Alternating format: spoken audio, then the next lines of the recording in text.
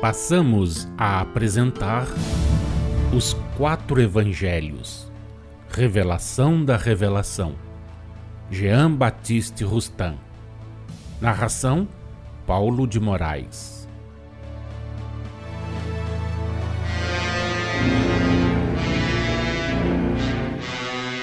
De acordo com a narrativa de Lucas, capítulo 9, versículo 39, e Marcos, capítulo 9, versículo 18, disse o pai do menino: um espírito se apodera dele e o faz soltar de repente grandes gritos.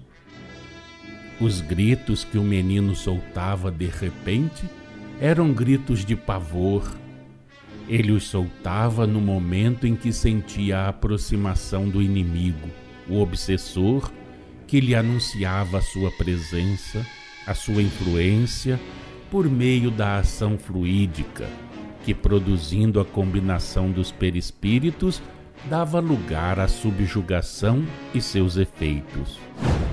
Ele o atira por terra e o agita em convulsões violentas, fazendo-o espumar.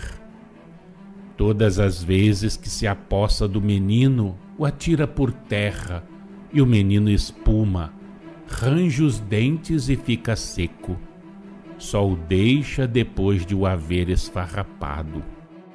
A obsessão, a subjugação produzia no menino uma espécie de epilepsia, por efeito da qual ele ficava inteiriçado, frio, com a pele seca e os músculos tão contraídos que formavam saliências por todo o corpo.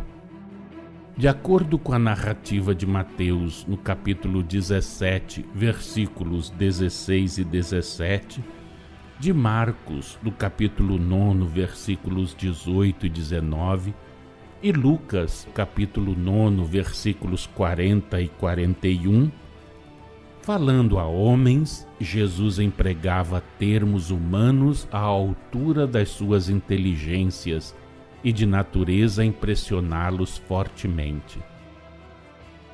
A exclamação do mestre era dirigida aos que não possuíam a fé bastante forte, porquanto se houvessem depositado mais confiança na sua palavra, teriam tido maior ascendente, teriam sido auxiliados por ele, que lhes daria a ajuda e o concurso dos espíritos superiores, como já lhes tinha dado. De fato, como sabeis, os discípulos já haviam produzido, dentro de certos limites, fatos chamados milagrosos, quando foram por Jesus enviados às cidades vizinhas, investidos do poder de curar os enfermos e expulsar os demônios. Vide a narrativa de Mateus em seu capítulo 10, versículo 8. Estas palavras dirigidas aos discípulos: ó geração incrédula e perversa, significam que, não tendo confiança, eles não obedeciam. Não esqueçais que a fé, por si só, pode fazer milagres, mas que, em compensação, os que se desviam, os que duvidam, são privados de suas faculdades e arrastados a desordens, que algumas vezes não mais conseguem refrear. Note-se ainda que tais palavras Jesus não as disse visando unicamente os discípulos.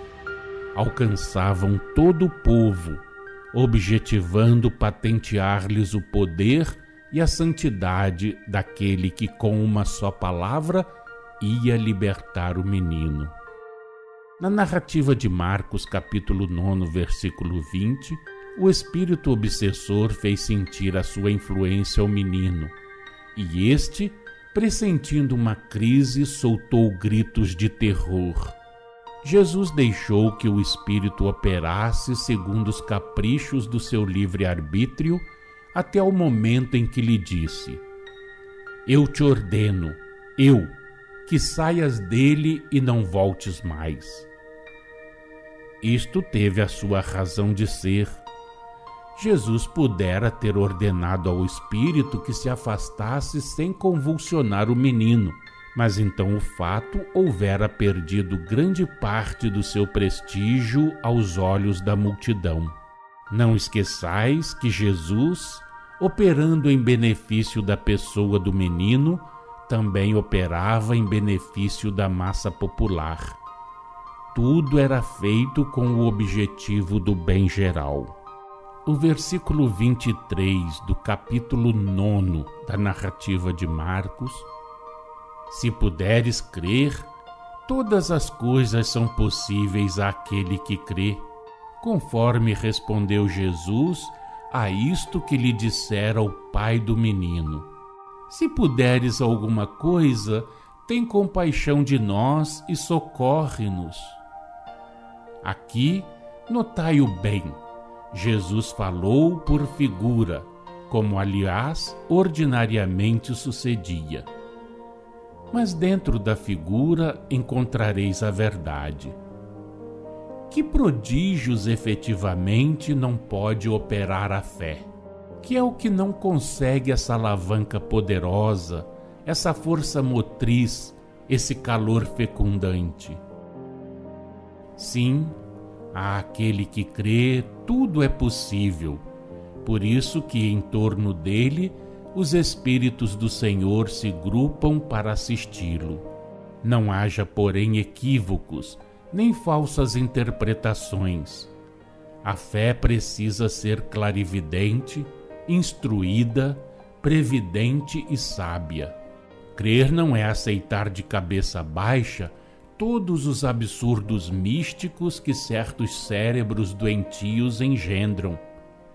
Crer não é, para o espírita especialmente, pedir a assistência dos bons espíritos para puerilidades ou atos culposos. A fé precisa ser esclarecida, pois tem que caminhar sempre com passo firme pela estrada que conduz a Deus. Deve ser forte, pois tem que contar consigo mesma para a obtenção do que seja justo que obtenha. Deve ser sábia, pois jamais deverá ultrapassar os limites traçados à vontade e à meta que lhe é proposta.